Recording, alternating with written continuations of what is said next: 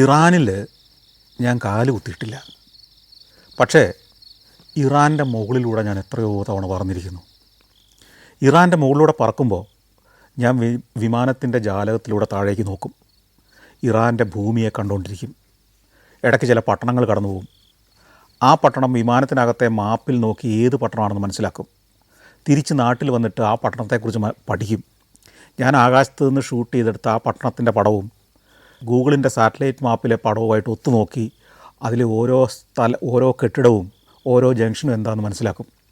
കൂടാതെ ചെറിയ തടാകങ്ങൾ, നദികൾ, മഞ്ഞു മൂടിയ മലനിരകൾ, ഇതൊക്കെ ആകാശത്ത് നിന്ന് വിമാനത്തിലിരുന്ന് ഞാൻ കാണും, ഷൂട്ട് ചെയ്തെടുക്കും.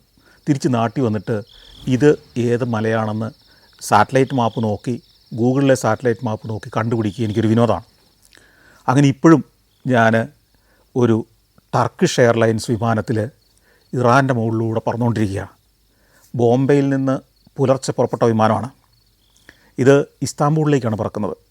ഇറാൻ്റെ മുകളിലൂടെയാണ് പറക്കുന്നത്. ഞാൻ ഇറാനിലേക്ക് പലതവണ പോകാൻ വേണ്ടി ഒരുങ്ങിയതാണ്. പക്ഷേ ഓരോ തവണയും എന്തെങ്കിലുമൊക്കെ പ്രശ്നങ്ങളുണ്ടാവും. ഏറ്റവും അവസാനം 2024 പോകാനുള്ള എല്ലാ തയ്യാറെടുപ്പുകളും പൂർത്തിയാക്കി. അന്ന് ഇറാനിലേക്ക് പോകാൻ നമുക്ക് ഇന്ത്യക്കാർക്ക് പ്രത്യേകിച്ച് വിസ ആവശ്യമില്ല. അവിടെ എനിക്കൊരു മലയാളി സുഹൃത്തിനെ കിട്ടി. നിധിൻ എന്നാണ് അദ്ദേഹത്തിൻ്റെ പേര്. അദ്ദേഹം ഒരു മൾട്ടിനാഷണൽ കമ്പനിയുടെ ഇറാൻ്റെ നാഷണൽ ഹെഡാണ്. അതിൻ്റെ മാർക്കറ്റിങ്ങിൻ്റെ, സെയിൽസിൻ്റെ ചുമതലയുള്ള, ഇറാൻ്റെ മൊത്തം ചുമതലയുള്ള ഒരു ഹെഡാണ്. അപ്പോൾ അദ്ദേഹത്തിൻ്റെ ഒരു കോൺടാക്റ്റ് എനിക്ക് നേരത്തെ കിട്ടിയിരുന്നു. അദ്ദേഹത്തെ വിളിച്ചപ്പോൾ അദ്ദേഹം പറഞ്ഞു, കുറേ പ്രശ്നങ്ങളുണ്ട് ഇങ്ങോട്ട് വരാൻ. അപ്പോൾ എനിക്ക് പോകേണ്ടതെന്ന് വെച്ച് കഴിഞ്ഞാൽ ഞാൻ ടെഹ്റാനിൽ ചെന്നിറങ്ങും. അവിടുന്ന് ഇസ്ഫഹാൻ, ഷിറാസ്, തബ്രീസ് ഇങ്ങനെയൊക്കെയുള്ള പട്ടണങ്ങളിലേക്ക് പോകണം. അപ്പോൾ അതിൽ തബ്രീസിലേക്ക് പോകാമെന്ന് പറഞ്ഞാൽ കുറേ ദൂരമുണ്ട്. അപ്പോൾ അവിടേക്ക് ഫ്ലൈറ്റിലേ പോകാൻ പറ്റുള്ളൂ. അപ്പോൾ ഫ്ലൈറ്റ് ബുക്ക് ചെയ്യണമെങ്കിൽ ഞാൻ ഇവിടെ നോക്കിയിട്ട് എന്ത് ചെയ്താൽ ബുക്ക് ചെയ്യാൻ പറ്റുന്നില്ല. അങ്ങനെ ഒരു കാര്യം കാണിക്കുന്നേ ഇല്ല. ഒടുവിലാണ് ഈ നിതിനാണ് പറഞ്ഞത്, അത് ഇങ്ങനെ ഇൻ്റർനെറ്റ് നിങ്ങൾക്ക് ബുക്ക് ചെയ്യാൻ കഴിയില്ല ഇറാനിൽ. കാരണം അമേരിക്കൻ ഉപരോധം കാരണം പാശ്ചാത്യ ലോകത്തിൻ്റെ ഒരു വെബ്സൈറ്റിലും അല്ലെങ്കിൽ ഇത്തരത്തിലുള്ള ഒരാപ്പിലും ഇറാനകത്തോടുള്ള ട്രാവലോ മണി ട്രാൻസ്ഫറോ പേയ്മെൻറ്റ് ഗേറ്റ്വേ ഒന്നും ഫങ്ഷൻ ചെയ്യില്ല. നിങ്ങളുടെ ക്രെഡിറ്റ് കാർഡ് പോലും ഇവിടെ വർക്ക് ചെയ്യില്ല. അപ്പോൾ ഈ ഉപരോധം എന്ന് പറഞ്ഞാൽ എന്താണ് അതിൻ്റെ ശക്തി എന്ന് നമുക്ക് മനസ്സിലാകുന്നപ്പോഴാണ്. ഒടുവിൽ നിതിൻ പറഞ്ഞൊരു കാര്യം ചെയ്യൂ, എനിക്ക് പരിചയമുള്ളൊരു ട്രാവൽ ഏജൻ്റ് ഉണ്ട് ഇവിടെ, ഒരു ലേഡി നടത്തുന്നതാണ്, സാറ എന്നാണ് അവരുടെ പേര്. അവരുടെ നമ്പർ തരാം. അവരെ വിളിച്ച് നിങ്ങൾക്ക് ആവശ്യമുള്ള ടിക്കറ്റൊക്കെ പറയൂ, പേയ്മെൻറ്റ് ഞാൻ ഇവിടുന്ന് കൊടുത്തോളാം. അത് കഴിഞ്ഞ് എനിക്ക് നാട്ടിൽ വരുമ്പോൾ നിങ്ങൾ ആ പൈസ തന്നാൽ മതി. അപ്പോൾ അതൊരു വലിയ സഹായമായി.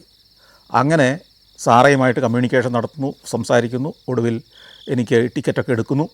ഇതെല്ലാം അറേഞ്ച് ചെയ്ത് കഴിഞ്ഞ് യാത്രയ്ക്കൊരു 4-5 ദിവസം മുമ്പ് ഈ നിതിൻ എന്നെ വിളിക്കുകയാണ്. അതെ, ഇപ്പോഴിങ്ങോട്ട് വരുന്നത് സേഫാണോ എന്ന് എനിക്കൊരു സംശയമുണ്ട്. ചെറിയ പ്രശ്നങ്ങൾ ഇവിടെയുണ്ട്. ഏറ്റവും പ്രധാന പ്രശ്നമെന്ന് പറയുന്നത് ആ സമയത്ത് അമേരിക്കയും ഒക്കെ ആയിട്ടുള്ളൊരു ശക്തമായ ഒരു ഫ്രിക്ഷനിലേക്ക് വളർന്നു വരുന്നൊരു സമയവും കൂടിയാണ് ആ സമയത്ത്. അപ്പോൾ ഈ സമയത്ത് നിങ്ങളിപ്പോൾ യാത്ര ചെയ്യുന്നത് സേഫല്ല. അതുകൊണ്ട് ഞങ്ങൾ ടിക്കറ്റൊക്കെ ഇവിടെ ബുക്ക് ചെയ്തെങ്കിൽ അതങ്ങ് ക്യാൻസൽ ചെയ്തേക്കാം, നമുക്ക് പിന്നീടൊരു അവസരത്തിൽ വരാം എന്ന് പറഞ്ഞ് അതിന് ചില കാരണങ്ങളുണ്ടായി. ആ കാരണങ്ങളൊക്കെ പറഞ്ഞപ്പോൾ ഞാൻ വീണ്ടും അത് ക്യാൻസൽ ചെയ്തു. എനിക്ക് തോന്നുന്നു 3ാമത്തെ തവണയാണ് ക്യാൻസൽ ചെയ്യുന്നത്. ഇങ്ങനെ പലതവണ പോകാൻ ആഗ്രഹിക്കുകയും പോകാൻ സാധിക്കാതെ വരികയും ചെയ്ത ഒരു ഇറാൻ്റെ മുകളിലൂടെയാണ് ഞാൻ ഇപ്പോഴും പറക്കുന്നത്. ഈ പറക്കുന്ന വിമാനം ഇസ്താംബൂൾ ലക്ഷ്യമാക്കിയിട്ടാണ് പറക്കുന്നത്. അങ്ങനെ വിമാനം ഇറാൻ്റെ ഭൂമി കടന്നു, തുർക്കിയുടെ ആകാശത്തിലേക്ക് കടന്നു. തുർക്കിയുടെ ആകാശത്തൂടെ പറക്കുമ്പോൾ താഴെ വലിയൊരു ജലാശയം കാണാം, ഒരു വലിയൊരു ലേക്കോ ഒരു തടാകമോ മറ്റോ, വാൻ ലേക്കാണ് അതെന്ന് പിന്നീട് എനിക്ക് മനസ്സിലായി. ഈ വാൻ ലേക്ക് എങ്ങനെയാണെന്ന് കണ്ടുപിടിക്കുന്നതും ആകാശത്ത് നിന്ന് അതിൻ്റെ ഒരു ഷേപ്പ് നമുക്ക് കിട്ടും ഷൂട്ട് ചെയ്യുമ്പോൾ. ഗൂഗിൾ മാപ്പിൽ നോക്കുമ്പോഴും നമുക്ക് ആ പ്രദേശത്തെ മാച്ച് ചെയ്ത്, ഈ രണ്ടും ആകാശത്തുള്ള ഫോട്ടോയാണല്ലോ, ഗൂഗിൾ മാപ്പിലേതും സാറ്റലൈറ്റ് മാപ്പാണ്, നമ്മളെടുക്കുന്നതും ആകാശത്തുള്ള ഫോട്ടോ ആയതുകൊണ്ട് തന്നെ ഈ ഷേപ്പ് വെച്ച് നമുക്ക് ഐഡൻറ്റിഫൈ ചെയ്യാൻ പറ്റും. അതിൽ നിന്ന് വടക്ക് പടിഞ്ഞാറ് ദിശയിൽ ഒരു ഏകദേശം ഇത്ര ദൂരം പോയി കഴിയുമ്പോൾ ഉണ്ടാകാവുന്ന ഗ്രാമം കാണുമ്പോൾ ആ ഗ്രാമം ഏതാണെന്ന് നമുക്ക് ഗൂഗിൾ മാപ്പിൽ ഐഡൻറ്റിഫൈ ചെയ്യാം. അതുപോലെ തന്നെ ആകാശത്തു നിന്ന് നോക്കുമ്പോൾ നമ്മൾ ഷൂട്ട് ചെയ്യുന്ന വിഷ്വലിനകത്ത് കെട്ടിടങ്ങളുടെ ഷേപ്പുകൾ നമുക്ക് കിട്ടും. ഇത് സാറ്റലൈറ്റ് മാപ്പിൽ നോക്കിയാലും ഏതാണ്ട് സമാനമായ ഷേപ്പാണ് നമുക്ക് ആകാശത്ത് കിട്ടുക.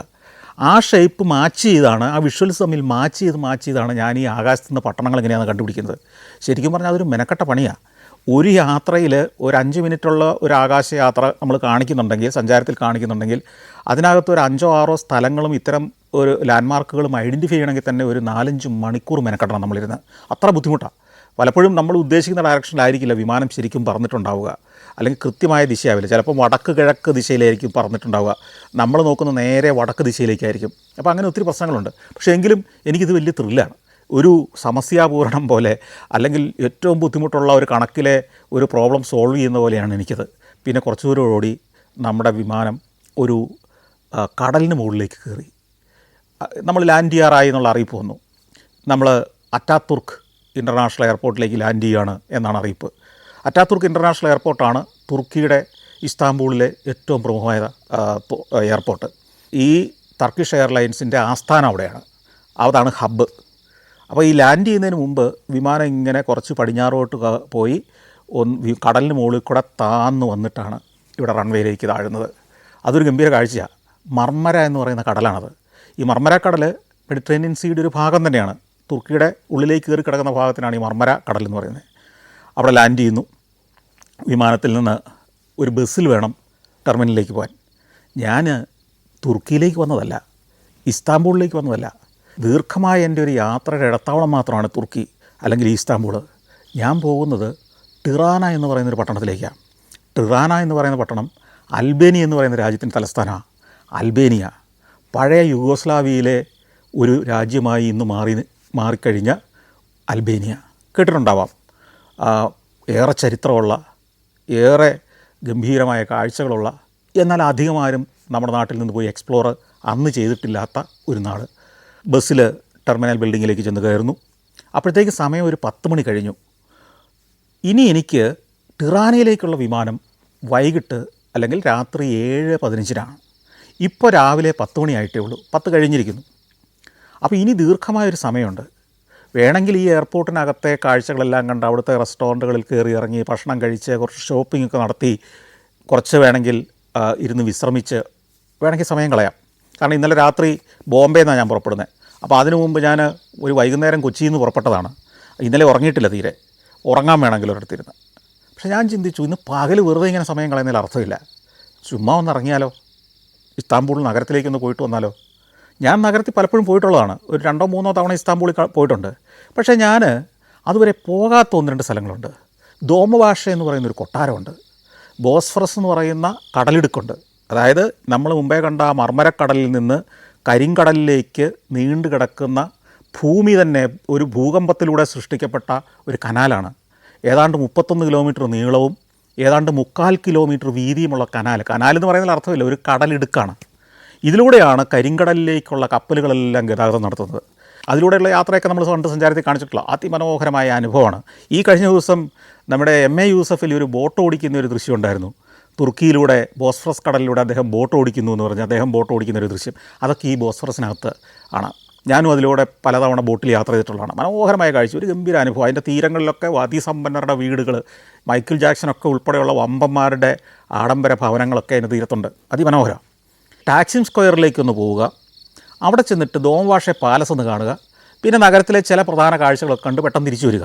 US വിസ കയ്യിലുണ്ടെങ്കിൽ നിങ്ങൾക്ക് അവിടെ പെട്ടെന്ന് തന്നെ ഒരു വിസ കിട്ടും. Visa on arrival.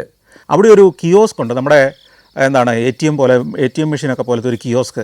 ഈ കിയോസ്കിൽ ചെന്ന് നമ്മൾ ക്രെഡിറ്റ് കാർഡ് കൊണ്ട് 50 യൂറോ അടച്ചു കഴിഞ്ഞാൽ ഒരു സ്ലിപ്പ് കിട്ടും. ഈ സ്ലിപ്പും പാസ്പോർട്ടുമായിട്ട് ചെന്നാൽ നമുക്ക് US വിസയുള്ള പാസ്പോർട്ടുമായിട്ട് ചെന്ന് കഴിഞ്ഞാൽ അവരവിടുന്ന് വിസ അടിച്ചു തരും. ആ വിസയായിട്ട് എമിഗ്രേഷൻ കൗണ്ടറിൽ ചെന്ന് കഴിഞ്ഞ് അവർ നമ്മളെ കടത്തിവിടും. ഇങ്ങനെയാണ് എൻ്റെ പ്രോസസ്സ്. അപ്പോൾ ഇതെല്ലാം കുറേ സമയമെടുത്തു ഇതെല്ലാം നടക്കാൻ. ഏതായാലും ഒരു 11:30 ആയപ്പോഴത്തേക്ക് ഈ പ്രോസസ്സ് എല്ലാം കഴിഞ്ഞ് ഞാൻ പുറത്തിറങ്ങി. അപ്പോൾ എൻ്റെ ബാഗ് കയ്യിലുണ്ട്. ഞാൻ ബാഗ് അവിടുന്ന് തന്നെ ചെക്ക് ഇൻ ചെയ്തിട്ടില്ല. എനിക്കെപ്പോഴും ഒരു ഹാൻഡ് ബാഗേജേ ഉണ്ടാവുള്ളൂ. ക്യാമറയുടെ ഒരു ബാഗ് ഉണ്ടാവും, പുറത്തുള്ളൊരു ബാക്ക് പാക്കും ഉണ്ടാവും. പുറത്തേക്ക് നടക്കുമ്പോൾ അവിടെ ഒരു ഇൻഫർമേഷൻ സെൻ്റർ ഉണ്ട്. ഈ ഇൻഫർമേഷൻ സെൻറ്ററിൽ ഒന്ന് ചോദിച്ചേക്കാമെന്ന് വിചാരിച്ചു. ഞാൻ പറഞ്ഞു, എനിക്ക് ദോമഭാഷ പാലസിലേക്കും പോകണം, ടാക്സിം സ്ക്വയറിലേക്കും പോകണം, എങ്ങനെയാണ് പോവുക? അപ്പോൾ അവർ പറഞ്ഞു, ഇന്നൊരു ശനിയാഴ്ചയാണ്, നല്ല തിരക്കുള്ള ദിവസമാണ്. മാത്രമല്ല ഇന്ന് നഗരത്തിൽ ഒരു ഫുട്ബോൾ മാച്ച് നടക്കാൻ പോവുക. അതിൻ്റെ ജനപ്രവാഹമായിരിക്കും, വഴിയിൽ മുഴുവൻ ട്രാഫിക്കായിരിക്കും. അതുകൊണ്ട് നിങ്ങൾ ഏറ്റവും നല്ലത് ഇവിടെ അടുത്ത് തന്നെ മെട്രോ സ്റ്റേഷനുണ്ട്, മെട്രോ സ്റ്റേഷനിൽ ചെല്ലുക, മെട്രോ പിടിക്കുക, നിങ്ങൾക്ക് ഈ പറഞ്ഞ നഗരഹൃദയത്തിലേക്ക് പോകാം. അവിടെ ചെന്നിട്ട് എങ്ങനെ വേണമെങ്കിലും പോവുക. അപ്പോൾ ഇവർ കഷ്ടിച്ച ഇംഗ്ലീഷ് പറയുന്നത്. അപ്പോൾ ഇതിനകത്തൊരു പ്രശ്നമുണ്ട്. ഒരു പുതിയൊരു നഗരത്തിൽ ചെന്നിട്ട് നമ്മൾ മെട്രോ പിടിക്കുക എന്ന് പറഞ്ഞാൽ ഈ മെട്രോയ്ക്ക് പല റൂട്ടുകളുണ്ട്. ചില ജംഗ്ഷനിൽ ചെന്ന് ഇറങ്ങിയിട്ട് മറ്റൊരു പ്ലാറ്റ്ഫോമിൽ ചെന്ന് അടുത്ത ട്രെയിൻ പിടിച്ച് വേണം വേറെ ചില സ്ഥലങ്ങളിലേക്കൊക്കെ. അപ്പോൾ ഈ ടാക്സിം സ്ക്വയറിലേക്ക് എത്തണമെങ്കിൽ തന്നെ നേരിട്ട് ഇവിടുന്ന് ഉണ്ടോയെന്നറിയില്ല. അല്ലെങ്കിൽ അവിടെ നിന്ന് ദോംവാഷെ പാലസിലേക്ക് പോകാൻ എങ്ങനെയാണ് കണക്ഷൻ ഇത് കിട്ടുക എന്ന് നമുക്കറിയില്ല.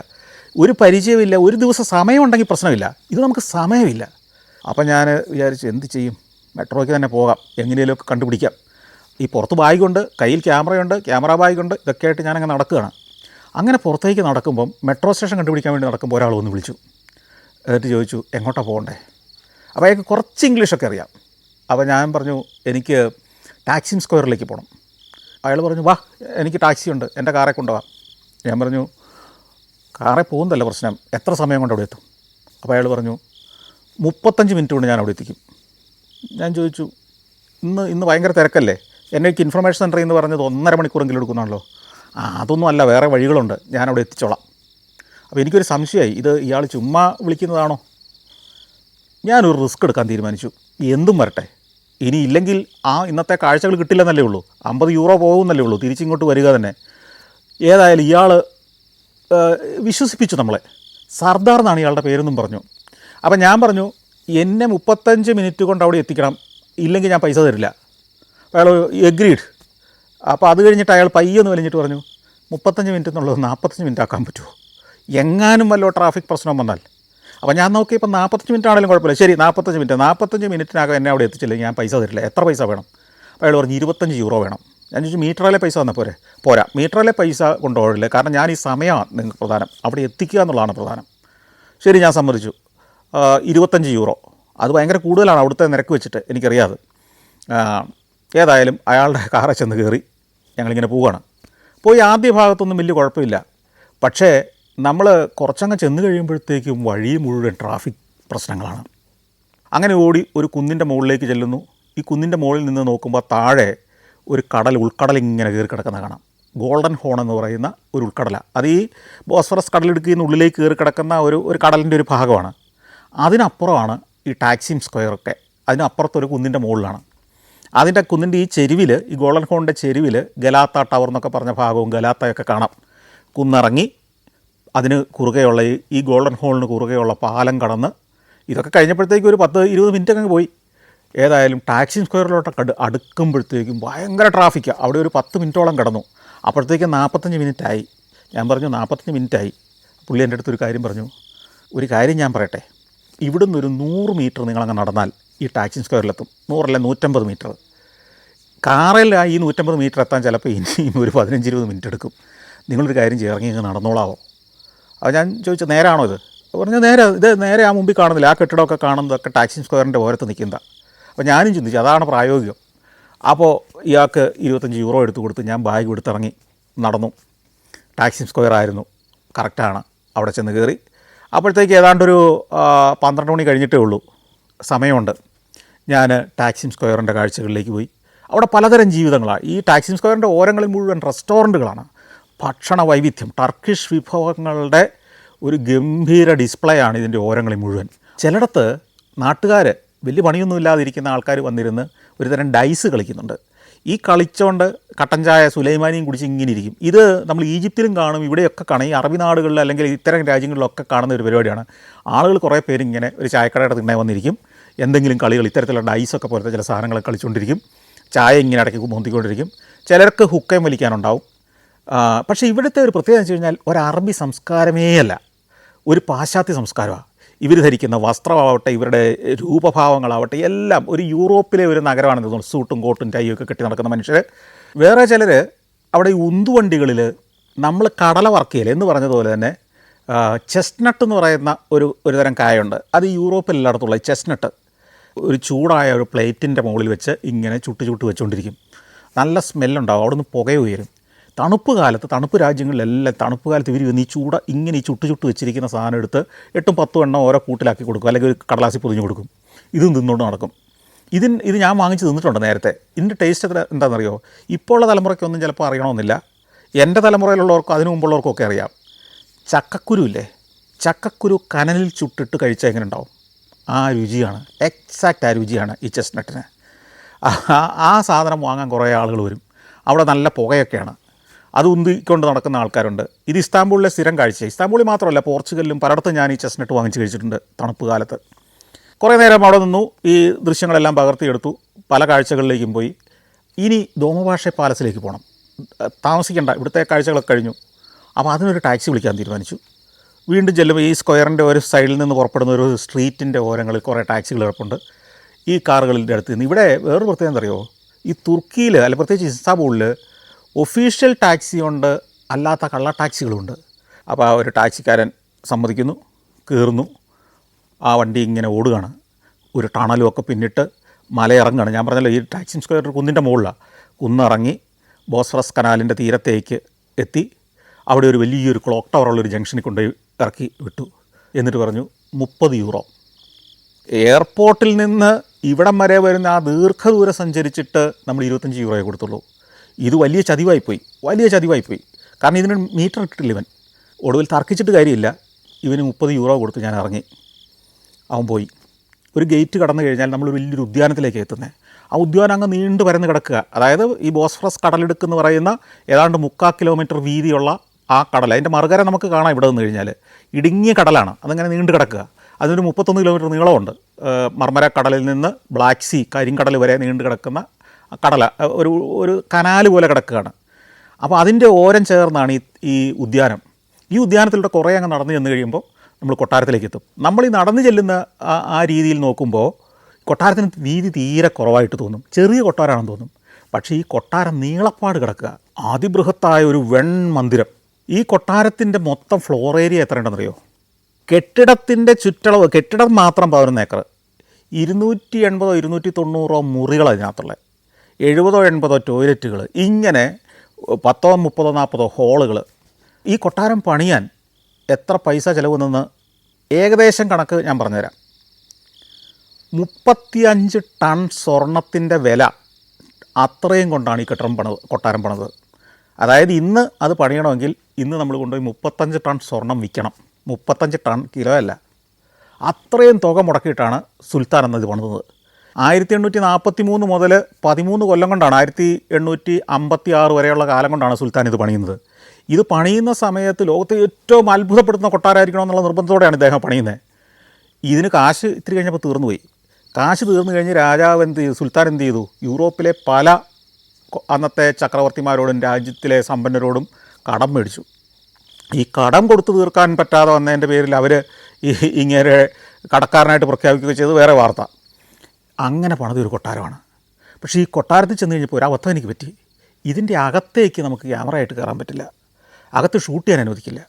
അതുകൊണ്ട് തന്നെ അകത്തെ കുറച്ച് കാഴ്ചകളെല്ലാം കണ്ട് ഞാൻ പുറത്തേക്ക് ഇറങ്ങി പുറത്തുനിന്ന് കാഴ്ചകളെല്ലാം പകർത്തി. അതിഗംഭീരമായ ആ കൊട്ടാരത്തിൻ്റെ കാഴ്ചകൾ, അന്തഃപുരങ്ങൾ, സുൽത്താൻ്റെ രാജ്ഞിമാർ താമസിക്കുന്ന കെട്ടിടങ്ങൾ, ഇങ്ങനെ ഇതെല്ലാം കണ്ട് ഈ കടൽ തീരത്തെ മനോഹരമായ ഉദ്യാനത്തിലൂടെ നടന്നു. തുർക്കിഷ് റിപ്പബ്ലിക്ക് രൂപം കൊണ്ടതിന് ശേഷം സുൽത്താൻ ഭരണം അവസാനിച്ച് തുർക്കിയിൽ വിപ്ലവം കഴിഞ്ഞ് തുർക്കിയിലെ ഒരു റിപ്പബ്ലിക്കായി മാറിയതിന് ശേഷം അവരുടെ പ്രസിഡൻ്റായിരുന്ന മുസ്തഫ കമാൽ അറ്റാതുർക്ക് എന്ന് പറയുന്ന ഭരണാധികാരി അധികാരത്തിൽ വരികയും അദ്ദേഹം താമസിച്ചത് ഈ കൊട്ടാരത്തിലാണ്. അവസാനത്തെ 6 സുൽത്താന്മാരും ഈ അറ്റാതുർക്ക് ഇവിടെയാണ് താമസിച്ചിരുന്നത്. ഈ കൊട്ടാരത്തിൽ വെച്ചാണ് അറ്റാതുർക്ക് മരിക്കുന്നതും. അങ്ങനെ വലിയ ചരിത്രമുള്ള ആ കൊട്ടാരം. അപ്പോൾ ഇത് ഇനിയിപ്പോൾ അതേ നേരം ഇവിടെ നിന്നിട്ട് കാര്യമില്ലാത്തതുകൊണ്ട് പുറത്തെ കാഴ്ചകളെല്ലാം ചിത്രീകരിച്ച് ഞാൻ പുറത്തേക്ക് ഇറങ്ങി. അവിടുന്ന് ഇനി അടുത്ത ടാക്സി വിളിക്കണം. ഈ ടാക്സി വിളിക്കുമ്പോൾ സൂക്ഷിക്കണം. അപ്പോൾ അതുകൊണ്ട് ഇത്തവണ മീറ്ററുള്ള ടാക്സി തന്നെ വിളിക്കാൻ തീരുമാനിച്ചു. ഇനി എനിക്ക് പോകേണ്ടത് യെമിനോനു എന്ന് പറയുന്നൊരു സ്ഥലത്തേക്കാണ്. ഈ യെമിനോനു എന്ന് പറഞ്ഞ സ്ഥലത്ത് ഒരു പ്രത്യേകത ഉണ്ട്. വെച്ച് കഴിഞ്ഞാൽ ബോസ്ഫറസ് കടലിടുക്ക്, ആ കടൽ പുറപ്പെടുന്നിടത്തു നിന്ന് ഗോൾഡൻ ഹോൺ എന്ന് പറയുന്ന മറ്റൊരു കടലിടുക്ക്, ഒരു ചെറിയൊരു കടലിടുക്കാണ്. അത് ഇതിൽ നിന്ന് പുറപ്പെടുന്ന ഒരു ജംഗ്ഷനാണത്. അതിന് കുറുകെ 2-3 നല്ല വലിയ പാലങ്ങളുണ്ട്. ഈ പാലം വന്ന് ലാൻഡ് ചെയ്യുന്നിടത്ത് 1-2 മനോഹരങ്ങളായ മോസ്കുകളുണ്ട് യെമിനോനു പ്രദേശത്ത്. അതുകൂടാതെ മാർക്കറ്റുണ്ട്, വളരെ സജീവമാണ്. ഈ ബോസ്ഫറസ് കടലിടുക്കിലൂടെ 2 തീരങ്ങളെയും കണക്ട് ചെയ്ത് ഇങ്ങനെ സിക്സാഗായിട്ട് ബോട്ടുകൾ ഓടുന്നുണ്ട്. 2-3 വലിയ പാലങ്ങളുണ്ടെങ്കിലും ആളുകൾക്ക് ഈ അക്കരയ്ക്കരയുള്ള ഗ്രാമങ്ങളെ തമ്മിൽ കണക്ട് ചെയ്ത് ഒരറ്റത്തുനിന്ന് തുടങ്ങി മറ്റേ അറ്റം വരെ 31 കിലോമീറ്റർ ഓടുന്ന ഫെറികളുണ്ട്. ചെറിയ ബോട്ടുകളല്ലത്, ഒരു ചെറിയ കപ്പലോളം വരുന്ന ബോട്ടുകളാണ്, 2 നിലയൊക്കെ ഉള്ളത്. അപ്പോൾ അവിടെ പോയി ഒന്ന് ഇറങ്ങാം. ഇനി കുറച്ച് സമയം കൂടി ഉണ്ട്, 2 മണിക്കൂർ മിച്ചമുണ്ട് ഇനി. അപ്പോൾ വെറുതെ സമയം കളയണ്ട, അവിടെ പോയി കുറച്ച് ജീവിതം പകർത്തിയെടുക്കാമെന്നൊക്കെ വിചാരിച്ച് യെമിനോനുവിലേക്ക് വണ്ടി വിടാൻ പറഞ്ഞു. അപ്പോൾ ഞാൻ ചോദിച്ചു, ആദ്യം കയറുമ്പോൾ തന്നെ ഞാൻ ചോദിച്ചു എത്രയാണ് ഫീസ്? അപ്പോൾ പറഞ്ഞു മീറ്ററെ കാണാൻ തരിക. കയറി. ബാഗ് ഞാൻ പുറകിലത്തെ സീറ്റ് വെച്ചു, മുമ്പിൽ ഞാനിരുന്നു. എൻ്റെ ബാക്ക് ബാഗ് മുമ്പിലിരുന്ന് വെച്ച് കഴിഞ്ഞാൽ ഈ മുമ്പോട്ടുള്ള ദൃശ്യം ഷൂട്ട് ചെയ്യണമല്ലോ. അങ്ങനെ ഓടി ഇയാളോട് വർത്തമാനമൊക്കെ പറഞ്ഞാൽ പോകുന്നത്. അപ്പോൾ യെമിനോനുവിൻ്റെ പ്രധാന സ്ഥലത്തേക്ക് വണ്ടി എത്തി. അവിടെ വണ്ടി കൊണ്ട് നിർത്തി, ഇവിടെയാണ് ഇറങ്ങിക്കോളാൻ പറഞ്ഞു. അപ്പോൾ ഞാൻ മീറ്ററെ നോക്കുന്നു. മീറ്ററയിൽ അവിടുത്തെ കറൻസിയിലാണ് കാണിക്കുന്നത്. പക്ഷേ അത് ഏകദേശം കൺവേർട്ട് ചെയ്ത് വരുമ്പം €6.5 വരും. അപ്പം ഞാൻ എന്ത് ചെയ്തു, പേഴ്സ് തുറന്ന് ഒരു €10 എടുത്ത് കൊടുത്തു. അപ്പോൾ പുള്ളി പറഞ്ഞു നോ, €30. ഞാൻ പറഞ്ഞു നമ്മൾ അവിടെ നിന്ന് സംസാരിച്ചതല്ലേ. അപ്പോൾ ഇവന് അവിടെ വെച്ച് ഇവന് ഇംഗ്ലീഷ് തീരെ അറിയത്തില്ലാത്ത രീതിയിലേക്കായി. അതുവരെ കയറുമ്പോൾ എൻ്റെ അടുത്ത് ഇംഗ്ലീഷിലൊക്കെ വർത്താനം പറഞ്ഞിരുന്നവന് തുർക്കിഷ് ഭാഷ മാത്രമാണ് പിന്നെ സംസാരം. അവൻ പറഞ്ഞു €30, €30 അത് മാത്രം അവനറിയാം. ഞാൻ പറഞ്ഞു ഇതിൽ €6.5 ഉള്ളൂ, ഇത് 10, എനിക്ക് ബാക്കി തരണ്ട. സമ്മതിക്കുന്നില്ല. ഒടുവിൽ ഞാനൊരു €5 കൂടി എടുത്ത് കൊടുത്തു. €6.5 പകരം ഇതാ ഞാൻ €15 തന്നിരിക്കുന്നു. ഞാൻ കാറിൽ നിന്ന് ഇറങ്ങുകയും ഇവൻ പെട്ടെന്ന് കാറെടുത്തുകൊണ്ട് ഒരൊറ്റ പോക്കങ്ങ് പോയി. എൻ്റെ ബാഗ് ഈ കാറിൻ്റെ പുറകിലത്തെ സീറ്റിലിരിക്കുകയാണ്.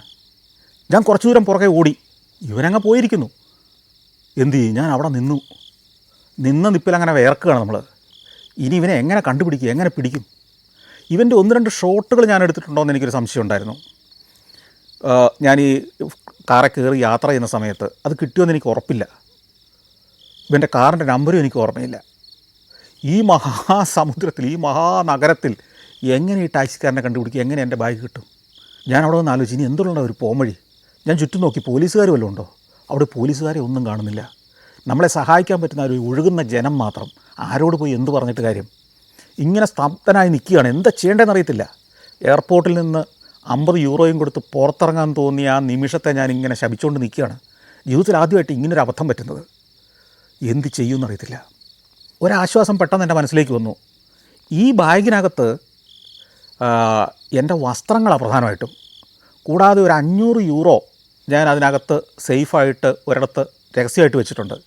ഈ €500 എന്ന് പറഞ്ഞാൽ നല്ല തുകയാണ്. ഇന്നത്തെ കണക്കെടുത്ത് കഴിഞ്ഞാൽ ഒരു ₹60,000 വരും, ₹55,000 വരും. അതുപോയാൽ പോട്ടെ, എൻ്റെ ഈ ക്രെഡിറ്റ് കാർഡുണ്ട്, കുറച്ച് വേറെ യൂറോയോ ഡോളറൊക്കെ കയ്യിലുണ്ട്. ക്രെഡിറ്റ് കാർഡ് ഉപയോഗിക്കാം. അടുത്ത ദിവസങ്ങളിലെ ഹോട്ടൽ ഞാൻ ബുക്ക് ചെയ്തിട്ടുണ്ട്. ബാക്കിയുള്ള കാര്യത്തിന് പൈസ നമുക്ക് എങ്ങനെയും മാനേജ് ചെയ്യാം. ടിറാനയിൽ ചെന്നിട്ട് നാളെ രാവിലെ ഏതെങ്കിലും കടയിൽ പോയി കുറച്ച് വസ്ത്രങ്ങൾ വാങ്ങാം. അല്ലാതെ ഇപ്പോൾ വേറെന്താ വഴി? ഇങ്ങനെ ടെൻഷൻ അടിച്ച് ഇങ്ങനെ നിൽക്കുകയാണ്. എങ്ങോട്ട് പോകണമെന്ന് അറിയത്തില്ല. ഷൂട്ട് ചെയ്യുന്ന കാര്യമൊക്കെ അങ്ങ് മറന്നു. ഇനി എന്ത് ഷൂട്ട് ചെയ്യാൻ, നമുക്ക് പോകാനുള്ളത് പോയില്ലേ. അങ്ങനെ കുറച്ച് നേരം നിന്ന് ഒരു 10 മിനിറ്റ് കഴിഞ്ഞിട്ടുണ്ടാവും. അപ്പോൾ എൻ്റെ പുറകിൽ കൂടെ ഒരു കാറ് വന്ന് കുറച്ച് മുമ്പോട്ട് മാറി നിന്നിട്ട് പെട്ടെന്ന് ചവിട്ടി നിർത്തുന്നു. ഒരു ബാഗ് സ്ട്രീറ്റിലേക്ക് വന്ന് വീഴുന്നു. സ്ട്രീറ്റിലായി ഫുട്പാത്തിലേക്ക് വന്ന് വീഴുന്നു. എന്നെ കണ്ടിട്ട് തന്നെ എൻ്റെ ബാഗാണ്. ഞാൻ ഓടി അങ്ങ് ചെല്ലുമ്പോഴത്തേക്കും കാറ് വിട്ടുപോയി. എന്തുകൊണ്ടായിരിക്കും ഇവൻ തിരിച്ചു തന്നിട്ടുണ്ടാവുക? എനിക്ക് മനസ്സിലായി. എൻ്റെ കയ്യിൽ ക്യാമറയുണ്ട്, ഞാൻ ഇവൻ്റെ ദൃശ്യങ്ങൾ എടുത്തിട്ടുണ്ട്. എനിക്ക് പോയിട്ട് തിരക്കുണ്ടെന്നുള്ളത് ഇവനറിയത്തില്ലല്ലോ. ഞാനിനി എയർപോർട്ടിലേക്കാണ് പോകുന്നതെന്ന് ഇവനറിയില്ല. ഞാൻ ഈ സ്ഥലത്ത് താമസിക്കാൻ ഏതാനും ദിവസത്തേക്ക് താമസിക്കാൻ വന്നതാണെങ്കിൽ തീർച്ചയായിട്ടും ഈ വിഷ്വലായിട്ട് ഞാൻ പോലീസിൽ പരാതിപ്പെടുമെന്നറിയാം. പോലീസുകാർ ഇവനെ ട്രേസ് ചെയ്യുമെന്നറിയാം, പിടിക്കപ്പെടുമെന്നറിയാം. അതുകൊണ്ട് ഇവൻ തിരിച്ചേൽപ്പിച്ചിട്ട് പോയതാണെന്ന് എനിക്ക് മനസ്സിലായി. ഞാൻ ചെന്നു ബാഗ് എടുത്തു. ബാഗ് ഇവൻ തുറന്നിട്ടില്ല. എൻ്റെ പൈസ ഉൾപ്പെടെ അതിനകത്തുണ്ടെന്ന് ഞാൻ ഉറപ്പുവരുത്തി. വലിയൊരു ടെൻഷനിൽ നിന്നാണ് രക്ഷപ്പെട്ടത്. ഇനി അധികം നേരം നിൽക്കണ്ടെന്ന് വിചാരിച്ചു. ബാഗൊക്കെ തോളയിലിട്ടു. നമുക്ക് ചിലപ്പോൾ ഈ ഒരു വ്യക്തി നൽകുന്ന ഒരു ഷോക്ക് അല്ലെങ്കിൽ ഇത്തരം മോശം ഒരു അനുഭവം ചിലപ്പോൾ ആ പ്രദേശത്തോട് തന്നെ നമുക്ക് വെറുപ്പായി തോന്നും. ഞാൻ നേരത്തെ പറഞ്ഞല്ലോ, ഫെറി ബോട്ടുകൾ ഇങ്ങനെ അടുക്കുന്നുണ്ട്, അതിനകത്ത് ആളുകൾ ഇറങ്ങി വരുന്നുണ്ട്, ഒഴുകി പരക്കുന്നുണ്ട്. അവിടെ മനോഹരമായ ഒരു മോസ്കുണ്ട്. അതിൻ്റെ മുറ്റത്ത് നിരവധി കച്ചവടക്കാരുണ്ട്. ഈ മോസ്കിൻ്റെ ഒരു സൈഡ് ചേർന്ന് വഴിയരികിൽ വലിയ സിംഹാസനങ്ങൾ പോലത്തെ കസേരകൾ നിരത്തിയിട്ടിരിക്കുന്നു. ആ കസേരകളിൽ ആളുകൾ പോയിരിക്കുന്നുണ്ട്. അവരുടെ ചുവട്ടിൽ മറ്റൊരു സ്റ്റൂളിട്ട് അല്ലെങ്കിൽ ചെറിയൊരു ഇരിപ്പിടത്തിൽ ആളുകളിരുന്ന് ഈ സിംഹാസനത്തിലിരിക്കുന്നവരുടെ ഷൂസ് പോളിഷ് ചെയ്ത് കൊടുക്കുന്നുണ്ട്. അതിങ്ങനെ നിരവെപ്പ് വെച്ചിട്ടുണ്ട്. ഈ ഷൂസ് പോളിഷ് ചെയ്യുന്നത് പോലും ഒരു അവഠിതമാർന്ന തൊഴിലാണെന്ന് നമുക്ക് തോന്നുന്ന മട്ടിലാണ് ഷൂസ് പോളിഷ് ചെയ്യുന്ന ആളുകൾ നിരന്നിരിക്കുന്നത്. കുറേ പേരിങ്ങനെ ലൈനൊപ്പിച്ച് നിരന്നിരിക്കുക. അത് നല്ല കളർഫുള്ളായ കസേരകളിലാണ് ആളുകൾ വന്നിരിക്കുന്നത്. ഇങ്ങനെ പല കാഴ്ചകളുണ്ട്. ഗോൾഡൻ ഹോണിൻ്റെ കരയിലേക്ക് പോകാം, ഈ പാലത്തിൻ്റെ അടിയിലേക്ക് പോകാം. അവിടെ ചന്തയുണ്ട്, ലൈവ് മത്സ്യങ്ങൾ പിടിച്ച് ഫ്രൈ ചെയ്ത് തരുന്ന റെസ്റ്റോറൻറ്റുകളുണ്ട്. അവിടെ നിന്ന് എന്തെങ്കിലും ഭക്ഷണമൊക്കെ കഴിച്ചിട്ട് പോകാമെന്ന് വിചാരിച്ച് ഇറങ്ങിയത്. ഇതൊന്നും ഒരു മൂടില്ലാതായി. ഇനി താമസിക്കേണ്ട, പോയേക്കാം, ഇവിടുന്ന് രക്ഷപ്പെടാം. എങ്ങനെയും അടുത്തയാൾ പറ്റിക്കുന്നതിന് നമ്മൾ തലവെച്ച് കൊടുക്കുന്നതിന് മുമ്പ് എയർപോർട്ട് പിടിക്കണം. അടുത്ത ടാക്സി വിളിച്ചു. അവനോട് ആദ്യം തന്നെ പ്രൈസൊക്കെ തീരുമാനിച്ചു. ഞാൻ എൻ്റെ ബാഗ് എൻ്റെ മടിയിൽ തന്നെ വെച്ചു. ക്യാമറ ബാഗ് ചേർത്ത് പിടിച്ചു. ക്യാമറ ബാഗിനകത്ത് എൻ്റെ ക്യാമറ ഒതുക്കി വെച്ചു. ഏറ്റവും സേഫായിട്ട് ഇനി ഒരുത്തിന് എന്നെ പറ്റിക്കരുത് എന്നുള്ള നിർബന്ധ ബുദ്ധിയോടെ ഈ കാറിനകത്തിരുന്നു. അവൻ എന്നെ ഏതാണ്ടൊരു 3/4 മണിക്കൂർ കൊണ്ട് എയർപോർട്ടിലെത്തിച്ചു. എയർപോർട്ട് എത്തുമ്പോഴത്തേക്കും നേരെ ഒരു 5 മണി കഴിഞ്ഞിട്ടുണ്ട്. ഏതാണ്ട് 25 യൂറോ മറ്റായിരുന്നു ചോദിച്ചത്. അത് കൊടുത്തു, അയാൾ പോയി. ഞാൻ തിരിച്ച് എയർപോർട്ടിനകത്തേക്ക് വന്നു. ഈ എയർപോർട്ടിൽ നമുക്ക് ബോർഡിംഗ് പാസ് ബോംബെയിൽ നിന്ന് തന്നെ തന്നിട്ടുണ്ട്. അതായത് നമ്മുടെ കണക്ഷൻ ഫ്ലൈറ്റിൻ്റെയും കൂടെ ബോർഡിംഗ് പാസ് നമുക്ക് ബോംബെയിൽ നിന്ന് തന്നെ തരും. നേരെ നമുക്ക് സെക്യൂരിറ്റി ചെക്കിന് പോകാം. അങ്ങനെ സെക്യൂരിറ്റി ചെക്കിലേക്ക് ചെല്ലുന്നു. പരിശോധനയെല്ലാം കഴിഞ്ഞു, നടന്ന് അകത്തേക്ക് കയറി. പിന്നെ എമിഗ്രേഷൻ പരിശോധനയൊന്നും കാര്യമായിട്ടില്ല അവിടെ, അത് കടന്നു. പിന്നെ നമ്മൾ ചെല്ലുമ്പോൾ ജനപ്രവാഹമാണ്. ഒരു 5:30-6 മണി ആയിരിക്കുന്നല്ലോ. ജനം ഇങ്ങനെ ഒഴുകുകയാണ്. നാനാ രാജ്യങ്ങളിൽ നിന്നുള്ള ജനങ്ങൾ. ടർക്കിഷ് എയർലൈൻസ് ഏതൊക്കെ രാജ്യങ്ങളിലേക്ക് പോകുന്നുണ്ടോ അവിടെ നിന്നൊക്കെ വന്ന ആളുകൾ ഈ ഹബ്ബിലേക്ക് ഒഴുകി പരക്കുകയാണ്. ഈ നടന്നു പോകുന്ന ജനങ്ങളൊഴുകുന്ന ആ ടെർമിനൽ ബിൽഡിങ്ങിൻ്റെ അകത്തെ ഹോളിൻ്റെ പല ഭാഗങ്ങളിലും നിരവധി റെസ്റ്റോറൻറ്റുകൾ, സുവനീർ കടകൾ, ഷോപ്പുകൾ, വസ്ത്രക്കടകൾ, മേക്കപ്പ് സാധനങ്ങൾ വിൽക്കുന്ന കടകൾ. ഈ മേക്കപ്പ് സാധനങ്ങൾ വിൽക്കുന്ന കടയിലുണ്ടല്ലോ രസകരമായൊരു കാഴ്ചയുണ്ട്. നമ്മളങ്ങ് കയറി ചെന്ന് കഴിഞ്ഞാൽ അവിടെ കസേര ഇട്ടിട്ടുണ്ട്, നമുക്ക് അവിടെ കയറിയിരിക്കാം. ഇവർ നമ്മളെ മേക്കപ്പ് ചെയ്യും. സ്ത്രീകളാണ് കൂടുതൽ, ആണുങ്ങളധികം മേക്കപ്പ് ചെയ്യുന്ന കാണുന്നില്ല. അവിടെ പോയിരുന്നു കഴിഞ്ഞാൽ ഇവർ ഫ്രീ ആയിട്ട് മേക്കപ്പ് ചെയ്ത് തരും. 306 നമ്പർ ഗേറ്റിലാണ് നമുക്ക് ടിറാനയിലേക്കുള്ള ഫ്ലൈറ്റ് പുറപ്പെടുക. അത് 7:15 ഗേറ്റിങ് ചെല്ലുന്നു. ആളുകൾ പയ്യെ ക്യൂ ഒക്കെ നിന്ന് തുടങ്ങിയിരിക്കുന്നു. കുറച്ച് കഴിഞ്ഞപ്പോഴത്തേക്ക് ഒരു അനൗൺസ്മെൻറ്റ് വരുന്നു. ടിറാനയിലേക്ക് പുറപ്പെടുന്ന ടർക്കിഷ് എയർലൈൻസിൻ്റെ വിമാനം എപ്പോഴാണ് പുറപ്പെടുക എന്ന് ഇനി നിങ്ങളെ അറിയിക്കുന്നതാണ്. അതുവരെ എല്ലാവരും ക്ഷമയോടെ കാത്തിരിക്കണം. അപ്പോൾ ഞാനോടി ഈ ഗേറ്റിൻ്റെ അവിടെ ഇരിക്കുന്ന ഉദ്യോഗസ്ഥന്മാരുടെ അടുത്തേക്ക് ചെന്നു. ഞാൻ മാത്രമല്ല, എല്ലാവരും തന്നെ ചെന്നൊന്ന് കൂട്ടിക്കോ. അപ്പോൾ ഇവർ പറഞ്ഞു, നിങ്ങളുടെ പോകേണ്ട ഫ്ലൈറ്റിലെ ക്യാപ്റ്റൻ ഡ്യൂട്ടിക്ക് ഇവിടെ ജോയിൻ ചെയ്ത് കഴിഞ്ഞ് അദ്ദേഹത്തിന് ആരോഗ്യ പ്രശ്നങ്ങളുണ്ടായി. അദ്ദേഹത്തെ ഇപ്പോൾ ഹോസ്പിറ്റലിലേക്ക് കൊണ്ടുപോയിരിക്കുകയാണ്. ഇനി മറ്റൊരു ക്യാപ്റ്റൻ ഡ്യൂട്ടിയിൽ കയറണം. അതിന് ചിലപ്പോൾ ഒരു 2-3 മണിക്കൂർ ഡിലേ വരാം. അയാൾ സിറ്റിയിലെ അയാളുടെ വീട്ടിൽ നിന്ന് ഒരുങ്ങി വന്ന് ഈ ഡ്യൂട്ടി ഏറ്റെടുത്തെങ്കിൽ മാത്രമേ ഈ ഫ്ലൈറ്റ് പുറപ്പെടൂ. അപ്പോൾ മിനിമം 3 മണിക്കൂർ വൈകുമെന്നുള്ള ഉറപ്പായി. അങ്ങനെ ഞങ്ങൾ കാത്തിരിക്കുകയാണ് ക്ഷമയോടെ. 9 മണി കഴിഞ്ഞപ്പോൾ അടുത്ത അനൗൺസ്മെൻറ്റ് വന്നു, വിമാനം പുറപ്പെടാൻ റെഡിയാണ്. ബസ്സിൽ കയറി ഞങ്ങൾ ഫ്ലൈറ്റിനകത്തേക്ക് കയറി. വിമാനം ഏതാണ്ട് 9:30 കഴിഞ്ഞപ്പോഴത്തേക്കും പുറപ്പെട്ടു. ഇരുട്ടാണ്, ഒന്നും കാണാനില്ല, ഒന്നും ചെയ്യാനുമില്ല. പറന്ന് ഏതാണ്ട് ഒരു 11:30 കഴിഞ്ഞപ്പോഴത്തേക്കും ടിറാന എന്ന് പറയുന്ന എയർപോർട്ടിൽ പോയി ഇറങ്ങുന്നു. നമ്മൾ ടിറാനയിലേക്ക് ഇറങ്ങാറാകുമ്പോൾ പുറത്തേക്ക് നോക്കുമ്പോൾ ഇരുട്ടാണ്. ഏതോ ഒരു കൃഷിയിടത്തിൻ്റെ നടുക്കേക്ക് ചെന്നിറങ്ങുന്ന പോലെയാണ്. നഗരം കാണുന്നേയില്ല. അങ്ങനെ ഇരുട്ട് കട്ട പിടിച്ച് എയർപോർട്ടിൽ പോയി ഇറങ്ങി. അവിടുന്ന് പുറത്തേക്ക് ചെല്ലുന്നു. ഇമിഗ്രേഷൻ പ്രോസസ്സ് എല്ലാം പൂർത്തിയാക്കി ഞാൻ പുറത്തേക്ക് ചെല്ലുമ്പോൾ 2 കാറുകളുണ്ട്. ഞാൻ ആദ്യം തന്നെ അങ്ങ് ചെന്നതുകൊണ്ട് അതിലെ ഒരെണ്ണം എനിക്ക് കിട്ടി. ഞാൻ അയാളോട് പറഞ്ഞു, എനിക്ക് ക്യാപിറ്റൽ ഹോട്ടലിലേക്കാണ് പോകേണ്ടത്. അയാൾക്കറിയാം ക്യാപിറ്റൽ ഹോട്ടൽ, കയറിക്കോളാൻ പറഞ്ഞു. ഞാൻ ചോദിച്ചു, എത്രയാണ് പൈസ? 2-3 അബദ്ധം പറ്റിയതല്ലേ. അത് പറഞ്ഞു 3000 ലേക്കാണ് അവിടുത്തെ കറൻസി. 3000 ലേക്ക് എന്ന് പറഞ്ഞാൽ വലിയ തുകയല്ല. അവിടുത്തെ ഒരു ലേക്ക് എന്ന് പറയുന്നത് തന്നെ നമ്മുടെ 50 പൈസയേ ഉള്ളൂ. അല്ലെങ്കിൽ നമ്മുടെ 1 രൂപയാകണമെങ്കിൽ അവരുടെ 2 ലേക്ക് വേണം. 3000 ലേക്ക് എന്ന് പറഞ്ഞാൽ നമ്മുടെ ഒരു 1500 രൂപയേ ഉള്ളൂ. ഏത് നഗരത്തിലും സിറ്റിയിൽ നിന്ന് എയർപോർട്ടിലേക്ക്, എയർപോർട്ടിൽ നിന്ന് സിറ്റിയിലേക്ക് 1500 രൂപ എന്ന് പറയുന്ന ഒരു സാധാരണ തുകയാണ്. നമ്മുടെ കൊച്ചി പോലെ തന്നെയാണല്ലോ. ഞാൻ സമ്മതിച്ചു. കയറി. ഇരുട്ടിലൂടെയാണ് ഓടുന്നത്. ഒരു 25-30 മിനിറ്റ് ഓടി നമ്മൾ ടിറാന പട്ടണത്തിലേക്ക് എത്തുകയാണ്. ടിറാന പട്ടണത്തിലേക്ക് ചെല്ലുമ്പോൾ ഒരു മനുഷ്യനില്ലാത്ത, ആളൊഴിഞ്ഞു പോയ പട്ടണം. ആ സമയപ്പോഴത്തേക്ക് ഒരു 12:30 കഴിഞ്ഞു. അത് തന്നെ ആയിരിക്കണം. പക്ഷേ മറ്റ് പല യൂറോപ്യൻ നഗരങ്ങളിലും ചെന്നാൽ ഈ 12:30 വഴിയോരങ്ങളിൽ ആളുണ്ടാവും. ഇന്നൊരു ശനിയാഴ്ച രാത്രിയും കൂടിയാണ്. എന്നിട്ടുമാണ് ടിറാനയുടെ പ്രധാന ടൗൺ സ്ക്വയറിലേക്ക് എത്തുന്നു. അവിടെ ഒരു അതിര് ചേർന്ന് വണ്ടി കൊണ്ടുപോയി നിർത്തിയിട്ട് പറഞ്ഞു, ദാ ഈ ഇടക്കാണെന്ന് ഈ സ്ട്രീറ്റിലൂടെ അങ്ങ് നടന്നാൽ മതി. അപ്പോൾ ഇയാളുടെ പൈസയൊക്കെ കൊടുത്തു. ഇയാൾ പോയി. അപ്പോൾ ബാഗൊക്കെ ആയിട്ട് ഞാൻ, നല്ല തണുപ്പുണ്ട് അവിടെ. സ്ക്വയറിൽ ഒറ്റ മനുഷ്യനില്ല, അവിടെയെങ്ങും ഒരു മനുഷ്യനുമില്ല. ലൈറ്റൊക്കെ അവിടെയൊക്കെ തെളിഞ്ഞ് കിടപ്പുണ്ട്. ഇങ്ങനെ നടന്ന് ഹോട്ടലിലേക്ക് കയറി ചെല്ലുന്നു. ഹോട്ടൽ കണ്ടുപിടിച്ചു. ക്യാപിറ്റൽ ഹോട്ടൽ അത്യാവശ്യം ഭേദപ്പെട്ടൊരു ഹോട്ടലാണ്. അതിൻ്റെ റിസപ്ഷനിലേക്ക് കയറി ചെല്ലുമ്പോൾ ഒരു മനുഷ്യനുമില്ല. ഒടുവിൽ ഞാൻ ആ റിസപ്ഷൻ കൗണ്ടറിൻ്റെ അടുത്തേക്ക് ചെല്ലുമ്പം അതിൻ്റെ അങ്ങേ സൈഡിൽ ഒരാൾ കമന്ന് കിടന്ന് ഉറങ്ങുന്നുണ്ട്. ഞാൻ മേശയിൽ 2 അടി അടിച്ചപ്പോൾ ഇയാൾ തല ഉയർത്തി. ഞാൻ എൻ്റെ വൗച്ചർ കൊടുത്തു. അയാൾ ചെക്ക് ഇൻ നടപടികളെല്ലാം പൂർത്തിയാക്കി. ഇത്തിരി പ്രായമുള്ളൊരു മനുഷ്യനാണ്. അദ്ദേഹം 3-ാം നിലയിലെ എൻ്റെ റൂമിൻ്റെ കീയൊക്കെ തന്നു. ഞാനതുമായിട്ട് ലിഫ്റ്റിൽ കയറി 3-ാം നിലയിലെ എൻ്റെ മുറി ചെന്നു. ഒരു കൊച്ചുമുറി, ഇടുങ്ങിയ മുറി.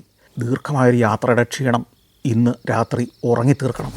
എന്നിട്ട് നാളെ രാവിലെ മുതൽ അൽബേനിയയുടെ കാഴ്ചകളിലേക്ക്, അനുഭവങ്ങളിലേക്ക് സഞ്ചാരം തുടങ്ങണം.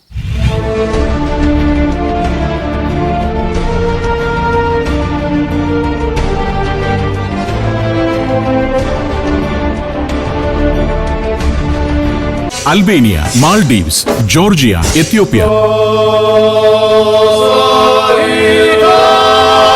സഞ്ചാരം വോളിയം നമ്പർ 11. ഫുൾ HD-യിലുള്ള ഈ അപൂർവ ദൃശ്യയാത്രാ വിവരണ ശേഖരം സ്വന്തമാക്കാൻ 9995 444 222 എന്ന നമ്പറിലേക്ക് സഞ്ചാരം എന്ന് SMS ചെയ്യൂ.